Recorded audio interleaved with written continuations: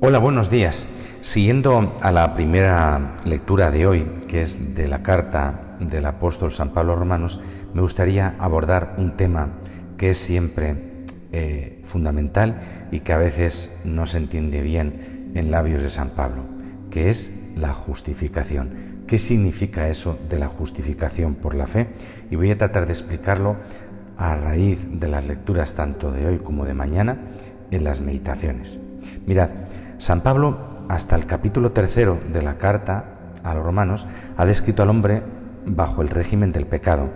Al leer los 2 capítulos y medio primeros de la carta a los Romanos, se tiene la impresión de caminar como bajo un cielo cerrado y amenazador. Sin embargo, siguiendo la lectura en un cierto punto, precisamente en el versículo 21 del capítulo 3, que lo leemos hoy, se nota un cambio repentino de tono anunciado por la expresión temporal y adversativa. Dice, ahora en cambio, es decir, cambia el clima. Es como si ese cielo cerrado se hubiera desgarrado de improviso, dejando aparecer el sol. Se ha manifestado la justicia de Dios. Ahora en cambio se ha manifestado la justicia de Dios. Esta es la novedad.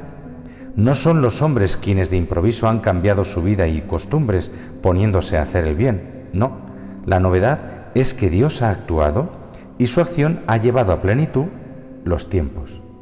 Cuando se cumplió el plazo, envió Dios a su Hijo. Y cuando Dios mandó a su Hijo, llegó la plenitud del tiempo. Es Dios quien determina con su actuación los tiempos, no los tiempos los que determinan la actuación de Dios. Por tanto, el hecho nuevo es que Dios ha actuado, ha roto el silencio, ha sido el primero en tender su mano al hombre. Este actuar de Dios es un misterio que cada vez llena de estupor y alegría el cielo y la tierra. Ahora bien, ¿en qué consiste este actuar de Dios? Escuchemos lo que dice el apóstol San Pablo en la lectura de hoy.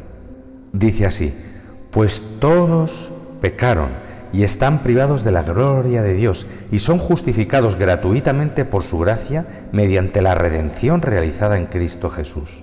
Dios lo constituyó medio de propiciación mediante la fe en su sangre para mostrar su justicia, pasando por alto los pecados del pasado en el tiempo de la paciencia de Dios. Actuó así para mostrar su justicia en este tiempo, a fin de manifestar que era justo y que justifica al que tiene fe en Jesús. De manera que Dios se hace justicia, rehabilita haciendo misericordia. Esta es la gran revelación, la venganza, entre comillas, de Dios contra los hombres que han pecado. El apóstol dice que Dios es justo y justificante, es decir, es justo consigo mismo al justificar, es decir, al rehabilitar al hombre. Él es, en efecto, amor. Y se muestra verdaderamente como lo que es al hacer misericordia con cada uno de nosotros. Pero no se llega a entender nada de todo esto si no se comprende qué significa exactamente la expresión justicia de Dios. Cabe aquí el peligro de oír hablar de justicia de Dios y no conociendo su significado, en vez de sentirse animado, uno se asuste y piense para sí, ahora, como era de esperar, tras la cólera de Dios se revela también su justicia, su justo castigo. Y lo que quiere decir San Pablo es que el Evangelio consiste en que ahora se ha manifestado a los hombres la benevolencia de Dios, es decir, su buena voluntad respecto a los hombres, que es su perdón. En una palabra, su gracia. El apóstol mismo lo explica, dice, se hizo visible la bondad de Dios y su amor por los hombres, y entonces no en base a las buenas obras que hubiéramos hecho, sino por su misericordia nos salvó. Lo dice en su carta a Tito. Se ha manifestado la justicia de Dios es como decir que se ha manifestado la bondad de Dios, su amor, su misericordia. Y lo que San Pablo quiere decir es que cuando Jesús decía convertíos y creed en el Evangelio, ya enseñaba pues la justificación mediante la fe. Antes de él, convertirse significaba siempre volver hacia atrás, significaba volver a la alianza violada mediante una renovada observancia de la ley. Convertíos a mí, dice el Señor en el profeta Zacarías, volved hacia atrás en vuestro camino perverso. Convertirse, en consecuencia, tiene un significado sobre todo ascético, moral y penitencial, y se lleva a cabo cambiando la conducta de vida. La conversión era vista como condición para la salvación. El sentido es: convertíos y os salvaréis, convertíos y vendrá a vosotros la salvación. Tú haz esto, y ya si eso, el Señor vendrá. Este es el significado predominante que tiene la palabra conversión en los labios también, por ejemplo, de San Juan Bautista. Sin embargo, en boca de Jesús, este significado moral pasa al segundo plano, por lo menos al comienzo de su predicación. Y pasa a segundo plano respecto a un nuevo significado desconocido hasta entonces. Convertirse en labios de Jesús y en labios de San Pablo no significa volver atrás, a la antigua alianza y a la observancia de la ley, sino que significa dar un salto adelante, entrar en la nueva alianza, agarrarse a este reino que ha aparecido, entrar en él y entrar mediante la fe. Convertíos y creed no significan dos cosas diversas y sucesivas, sino la misma acción. Convertíos, es decir, creed. Convertíos creyendo. Conversión y salvación se han cambiado de lugar, ya no primero la conversión y luego la salvación. Convertíos y os salvaréis, convertíos y la salvación vendrá a vosotros, sino primero la salvación y luego la conversión. Convertíos porque estáis salvados, porque la salvación ha venido a vosotros. Primero está la obra de Dios y luego la respuesta del hombre, no viceversa. Los adversarios de la predicación de Jesús, los escribas y fariseos, han tropezado exactamente en este punto, ignorando, dice San Pablo, la justicia de Dios y buscando afirmar la propia. No se sometieron a la justicia de Dios.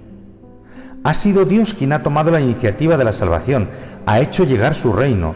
El hombre solo debe acoger en la fe la oferta de Dios y vivir, claro que sí, luego sus exigencias. De manera que la primera y fundamental conversión es la fe.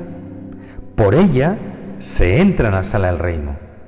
Si se te dijera, la puerta es la inocencia, la puerta es la observancia exacta de los mandamientos, la puerta es esta o aquella virtud, podrías encontrar excusas y decir, no es para mí, porque yo no soy inocente, porque yo no tengo esa virtud.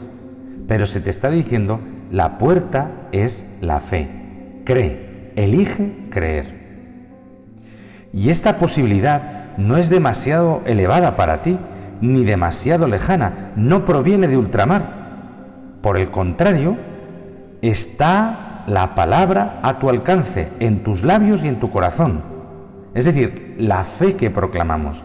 Porque si tus labios profesan que Jesús es Señor y crees de corazón que Dios lo resucitó de la muerte, te salvarás. Nosotros, sigue diciendo San Pablo, estamos salvados por gracia, mediante la fe. Eso no proviene de nosotros mismos, es don de Dios, no procede de las obras. Y esto para que nadie se enorgullezca. El hombre esconde en su corazón una atávica tendencia, que es la de pagar a Dios su rescate. Pero nadie puede salvarse ni dar a Dios un rescate. Querer pagar a Dios su rescate mediante los propios méritos es otra forma de la eterna tentación de independizarse y ser autónomo respecto de Dios. Aún más, no solo autónomo, sino incluso acreedor de Dios, pues a uno que hace su trabajo el salario no le vale como gratificación, sino como algo debido. Ahora bien, ¿quién le ha prestado a Dios para que Él le devuelva? Entonces lo que el apóstol expresa con el adverbio gratuitamente, Jesús lo expresaba de otra forma con la imagen del niño. Los niños conocen por instinto la diferencia entre el mérito y el privilegio y nunca renunciarán a su privilegio de ser niños por el mérito. Los niños piden a sus padres las cosas que necesitan, el pan, el libro, el juguete, pero no porque han aportado un sueldo, no porque piensan habérselo ganado, sino únicamente porque se saben amados. Los méritos son como los dinerillos que un padre pone a escondidas en el bolsillo de uno de sus hijos para que éste pueda tener la posibilidad de comprarle un regalito en la fiesta de la madre. Y así es la misericordia de Dios hacia los hombres, capaz de considerar méritos nuestros lo que son en realidad dones suyos. Así que dejemos a Dios la preocupación de nuestros méritos mientras hacemos todo el bien que podamos.